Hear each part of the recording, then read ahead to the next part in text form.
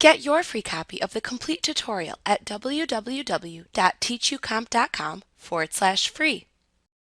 The Paint Bucket tool in Photoshop Elements fills adjacent pixels that are similar in color value to pixels you select with either the selected foreground color or a pattern.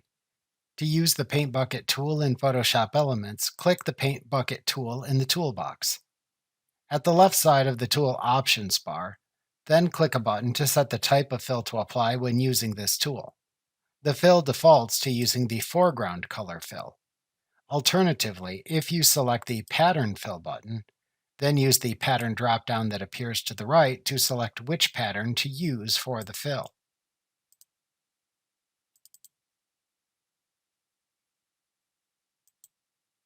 Next, to set the transparency percentage for the fill for either fill type, use the opacity slider.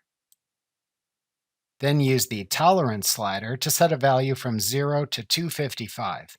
A lower number only fills colors in the image that are very similar in color to the pixels you select in the image. A higher number fills a broader range of similarly colored pixels in the image. Use the Mode drop-down to select which blending mode to use for the fill. To use the composite color from all layers when selecting the color to fill when using this tool, check the All Layers checkbox. Alternatively, to restrict the color selection to only the color in the actively selected raster layer in the Layers panel, uncheck this checkbox. To ensure the fill you apply has smoother curves versus jagged ones, check the anti-aliasing checkbox. To select only pixels within the tolerance range specified that are adjacent to the pixels you click, check the contiguous checkbox.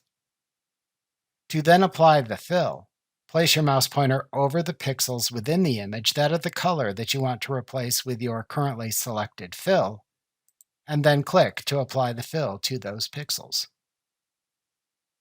Like what you see? Pick up your free copy of the complete tutorial at www.teachucomp.com/free.